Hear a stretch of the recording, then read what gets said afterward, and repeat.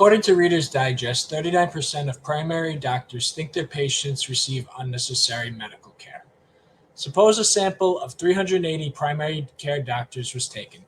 Show the sampling distribution of the proportion of doctors who think their patients receive unnecessary medical care.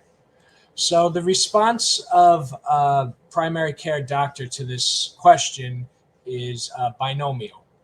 That is, it could be yes or no. Does the patient receive unnecessary medical care? Yes or no. So when we're dealing with binomial random variables, we usually, the two outcomes, we have two mutually exclusive outcomes, and P is the probability of success, and Q is the probability of failure on each trial. This formula is just for your reference. But it's important to know that the two probabilities, the two events are mutually exclusive. That is, they P and Q will add up to 1, and those are the only two outcomes that are possible. Now, the sampling distribution of the sample proportion approximates a normal distribution as long as NP, where N is the sample size and P is the probability of success on each trial, is greater than 5, and NQ is greater than 5 as well. So based on this problem, the sampling distribution of the sample proportion will be approximately normal. And the standard deviation, and so it's also worth knowing that the center of this normal distribution is going to be centered around the population proportion. And the standard deviation is calculated as the square root of P times Q divided by N. So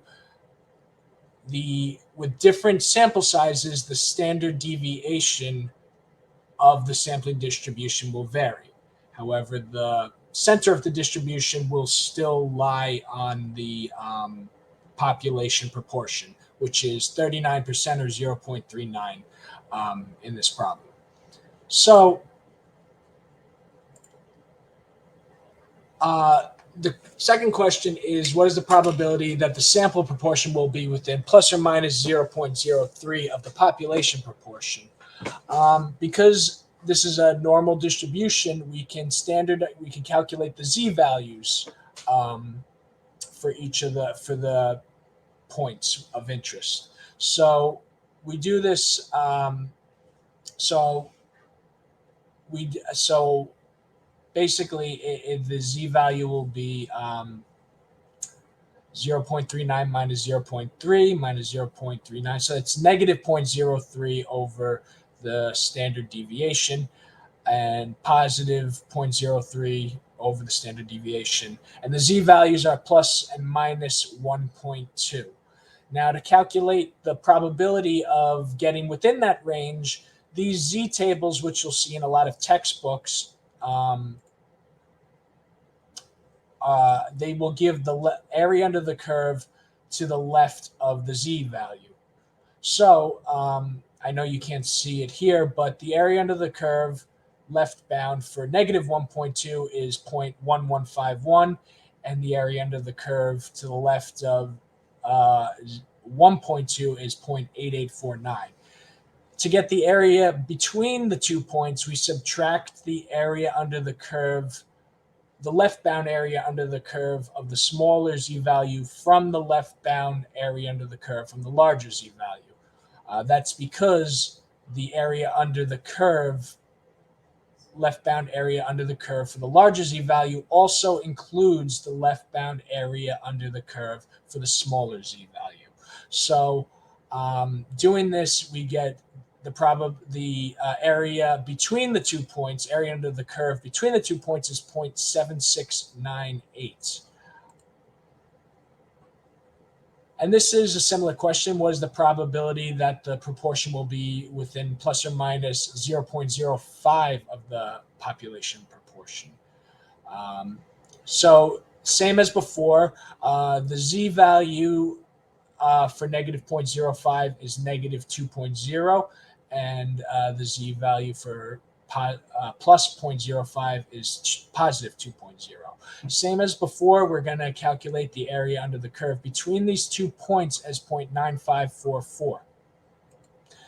What would be the effect of taking a larger sample size on the probabilities in parts B and C? So if we were to, just for example, double the sample size and increase it to 760, the sampling distribution of the sample proportion, it would still be centered on the population proportion 0.39. So it will still be normal. However, the standard deviation of this normal distribution is going to be smaller. And we'll see that that's going to affect the probabilities of parts B and C. This is just as before. I calculated this using the z-table, and for the two parts. But what I want to show you is how they compare with each other side by side. So again, we have the same center of the distribution, the mean, but the standard deviation is going to be smaller for the larger sample size. Now, another term, it's called the standard error.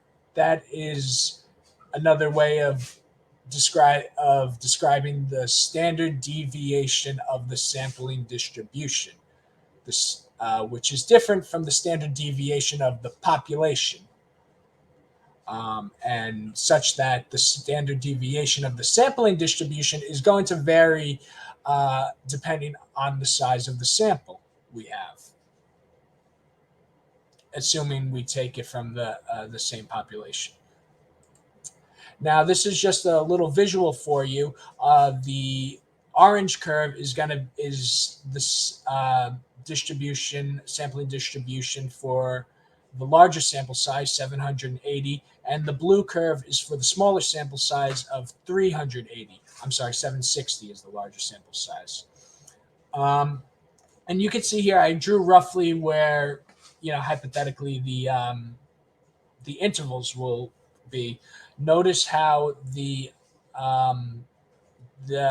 two distributions are centered on the same mean, and that's 0.39. However, the distribution for the smaller sample size is wider, and while the distribution for the larger sample size is smaller, and that's because the larger sample size distribution has a smaller standard deviation.